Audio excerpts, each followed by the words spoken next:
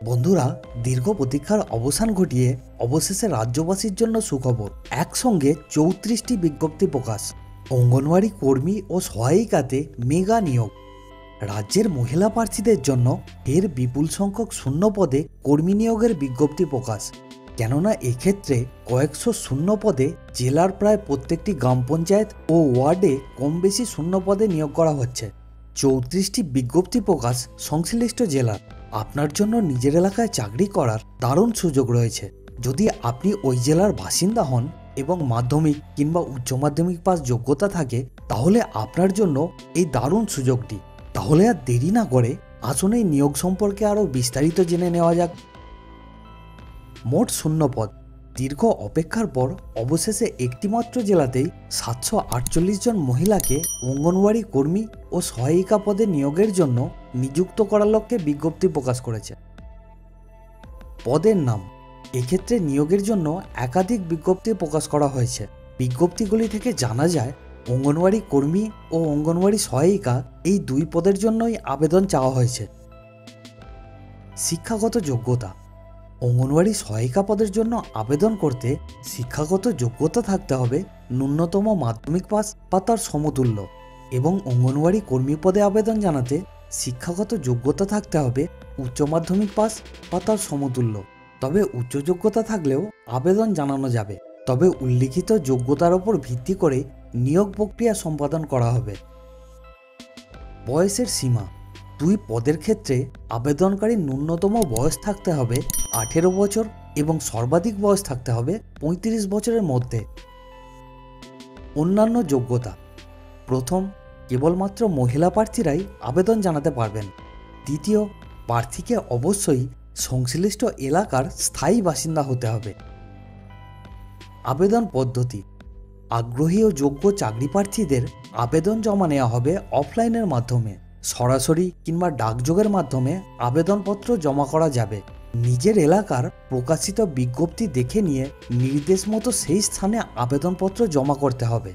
আবেদনপত্র ডাউনলোড করার লিঙ্ক ভিডিওতে দেওয়া হয়েছে এবং ডেসক্রিপশনেও পেয়ে যাবেন, অথবা অফিসিয়াল ওয়েবসাইট ভিজিট করে আবেদনপত্র ডাউনলোড করে নিতে পারবেন।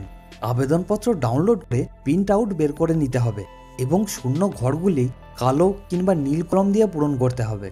এরপর আবেদনপত্রে যথাস্থানে পাসপোর্ট সাইজের ছবি আঠা দিয়ে সেটে দিতে হবে। ওই আবেদনপত্রের সঙ্গে জরুরি কিছু ডকুমেন্টস দিয়ে নির্দিষ্ট ঠিকানা জমা করতে হবে। জরুরি ডকুমেন্ট সমূহ। আবেদনপত্রের সঙ্গে বেশ কিছু জরুরি ডকুমেন্টসের এই জেরক্স কপিগুলি জমা করতে হবে।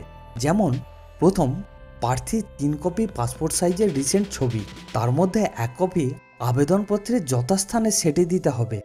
দ্বিতীয়, আবেদনকারীর বয়সের প্রমাণপত্র। তৃতীয়, শিক্ষাগত যোগ্যতার সমস্ত জরুরি ডকুমেন্টস। চতুর্থ, বাসিন্দা প্রমাণ জরুরি ডকুমেন্টস, যেমন ভোটার কার্ড, আধার কার্ড, প্যান কার্ড ইত্যাদি। ৫ নম্বর, কাস্ট সার্টিফিকেট কিংবা প্রতিবন্ধী সার্টিফিকেট থাকলে তা জমা করতে হবে। ৬ নম্বর, নিজের নাম ও ঠিকানার সঙ্গে ৫ টাকার ডাক টিকিট। ৭ নম্বর, অন্যান্য। আবেদন মূল্য। প্রার্থীকে এক্ষেত্রে অতিরিক্ত কোনো আবেদন মূল্য জমা করতে হবে না। নিয়োগ প্রক্রিয়া। যারা সফলভাবে আবেদন করবেন তাদের নিয়োগ করা হবে লিখিত পরীক্ষা ও মৌখিক পরীক্ষার মাধ্যমে। লিখিত পরীক্ষার জন্য ৯০ নম্বর এবং মৌখিক পরীক্ষার জন্য ১০ নম্বর থাকবে। মোট ১০০ নম্বরের ভিত্তিতে নিয়োগ প্রক্রিয়া সম্পন্ন করা হবে। তবে নিয়োগ প্রক্রিয়া সম্পর্কে পরবর্তী নোটিশ জারি করে বিস্তারিত জানিয়ে দেওয়া হবে। বাঁকুড়া জেলার বিভিন্ন গ্রাম পঞ্চায়েত ও ওয়ার্ডে এই কর্মীদের নিয়োগ করা হচ্ছে। আবেদন করার সময়। অফলাইনের মাধ্যমে আবেদন করা যাবে ১৬ই আগস্ট ২০২৪ তারিখ পর্যন্ত। মনে রাখতে হবে, সরকারি ছুটির দিন বাদে এবং সরকারি নির্দিষ্ট সময়ে আবেদনপত্র জমা করা যাবে। আবেদন করার পূর্বে প্রত্যেক গ্রাম পঞ্চায়েত কিংবা ওয়ার্ডের অফিসিয়াল নোটিশটিকে ডাউনলোড করে ভালোভাবে পড়ে নেবেন।